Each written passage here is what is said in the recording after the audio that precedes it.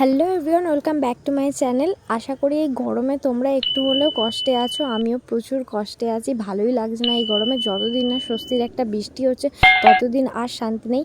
তো আজকে সন্ধ্যাবেলা হাটে যেতে হলো, তোমাদেরকে নিয়েই চলে এলাম। এই এত ভিড়ের মধ্যে, এত গরমের মধ্যে হাটে আসতে হলো। কিছু কেনাকাটা ছিল, সেটার জন্য হাটে তো আসতেই হবে। তার জন্য দেরি না করে হাটে চলে এলাম। টুকটাক কিছু জিনিসপত্র কিনে বেরিয়ে যাব, কিন্তু তার মধ্যে তোমাদেরকে একটা কথা বলি যে আজকে তোমাদের ভগবান দর্শন করাবো, দেখার জন্য প্রস্তুত হও।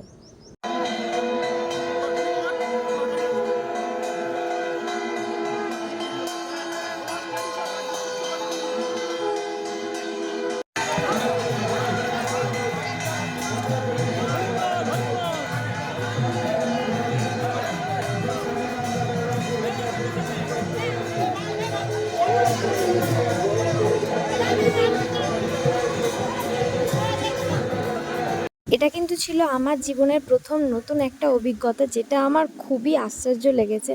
যে তোমাদেরকেও এটা নিয়ে দেখাতে পেরেছি, এটা আমার সত্যি সত্যি একটা মনের কাছে খুবই শান্তি। সেটা হচ্ছে অন্য একটা গ্রাম থেকে আমাদের পাড়ায় এসেছিলো ভগবানকে, মানে কি বলে, শোভাযাত্রা বলা যায় বা ঘুরানো বলা যায়, সেই রকমই। আমি ঠিক এই রকমই নিজেদের পাড়ার মধ্যে বা অন্য কোনো পাড়ার মধ্যে দেখেছি, এরকম ঠিক না, একটু আলাদা। আমাদের 3 দিন কীর্তন হয়, আর 5 বছর উদযাপন হলে সেই কীর্তনিয়ার শেষে আমাদের এরকম শোভাযাত্রা উদযাপন করা হয়। সবাই মিলে আমরা পুরো মানে নগর পরিক্রমা করি আর কি, সেটাও আমরা দেখেছি। কিন্তু এটা একটু আলাদা ছিল। এই যে দুটো মূর্তি রাখা আছে, কালো আর একটু একটু অন্যরকম, সেটা কিন্তু ছিল শালিগ্রাম শিলার কৃষ্ণ ঠাকুর, যেটা আমাদের নারায়ণ শিলাও বলা হয়। তো সেটাকে আমরা সবাই মিলে খুব আনন্দের সাথে বরণ করে নিচ্ছিলাম। যেহেতু আমি ভিডিও করছিলাম, তাই জন্য আমি তোমাদেরকে আমার ফেসটা দেখানোর সুযোগ পাইনি। আর একটা ছোট্ট করে গোপাল ঠাকুর আছে, ছোট বলা ভুল, একটু বড়ই, আর সেটাকে নিয়ে সবাই খুব আনন্দ করছিল। এখানে ভগবানের মূর্তি রাখা হলেও কিন্তু নিজেদের কাছে মনে হচ্ছিল এই যে সুন্দরভাবে মা কাকিমারা বরণ করে নিচ্ছে বা মিষ্টি মুখ করাচ্ছে, এটাও কিন্তু একটা সৌভাগ্যের ব্যাপার। তো খুবই সবাই মিলে মজা করছিল আর আনন্দের সাথে গোপালকে কোলে নিচ্ছিল। মনে হচ্ছিল না ভগবানকে দর্শন করছি বা ভগবানকে কাছে পেয়ে গেছি। এটা নিজেদের মনের কাছে একটা অনেক কিছু বড় পাওয়া, যদি নিজে নিজে মনে করা যায়। আর এটা সত্যি নিজেদের মনের কাছে মনে হচ্ছিল। এই দিনটা তো খুবই স্পেশাল ছিল আমার কাছে আর সবাইয়ের কাছে, আমাদের গ্রামের পুরো পাড়াটার কাছে। যে সত্যি এত লোক, এত গরমের মধ্যে সবার মুখে কিন্তু এক কথায় প্রাণ হাসিটা রয়েই গেছে। খুব একটা স্বস্তির সাথে সবাই মিলে খুব মজা করছিল। গরম তো একটুও মনে হচ্ছিল না, এত রোদের মধ্যেও সবাই ঘামছিল, কিন্তু একটুও সবার মানে কোনো কষ্টই হচ্ছিল না। যতক্ষণ মানে এই মানে বলা যায় এই আনন্দটা সবার মধ্যে ছিল, যতক্ষণ ভগবান আমাদের পাড়ার মধ্যে স্থায়ী ছিল। এটা অনেক জায়গা থেকে ঘুরে ঘুরে আসছে, তো সবাই মিলে প্রচুর মজা করেছে। আর যারা ওখান থেকে এসেছিলো মানে ভগবানকে নিয়ে, তারা তো বিশেষ করে বেশি কষ্ট, যে তারা অনেকগুলো পাড়া ঘুরে আমাদের এখানে এসছে।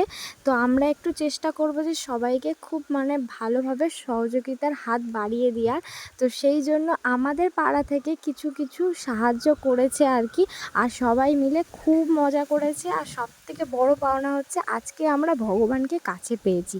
এর থেকে বড় পাওনা আর কিছু হতে পারেই না আমাদের কাছে।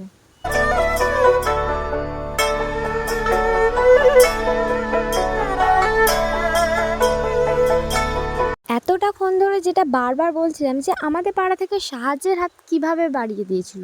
ধরো আমাদের বাড়ি যদি কেউ কোনো দিন আসে, সেটা আমরা কি বলি, যে আমাদের বাড়িতে অতিথি মানে নারায়ণ এসছে। তাহলে আমরা যেটুকু পারি আমাদের সামর্থ্য অনুযায়ী তাকে একটু খুশি করার বা স্বস্তি দেওয়ার চেষ্টা করি। তো সেই রকমই আমাদের বাড়ি আর পাড়াটা কিন্তু আলাদা নয়, পাড়াটাও কিন্তু আমাদের সবাই মিলে একটা বাড়িই বলা যেতে পারে। তো সেই রকমভাবে আমরা সবাইকে একটুখানি ফল, মিষ্টি বা ঠান্ডা শরবত দিয়ে সবাইকে একটু স্বস্তি দিচ্ছিলাম, যাতে তাদের ভালো লাগে।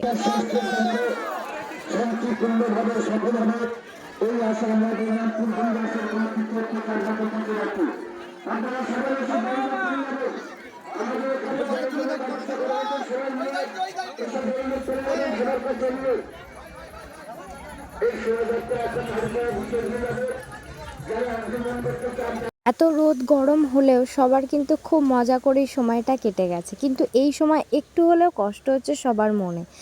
আমরা আর কি করব, একেবারেই তো ধরে রাখতে পারবো না, এবার তো বিদায় দিতেই হবে। ভগবানকে একদমই বিদায় দেওয়া যায় না ঠিক, সবার মনের মধ্যে ভালোবাসা বিশ্বাসের মধ্যে দিয়ে থেকে যায়। তো এখানে ভিডিওটা শেষ করতে হচ্ছে, আর বাড়ালাম না। তো সবাই খুব ভালো থেকো, সুস্থ থেকো, সাবধানে থেকো। হরে কৃষ্ণ। ভিডিও ভালো লাগলে প্লিজ ভিডিওতে লাইক করে দিও। টাটা।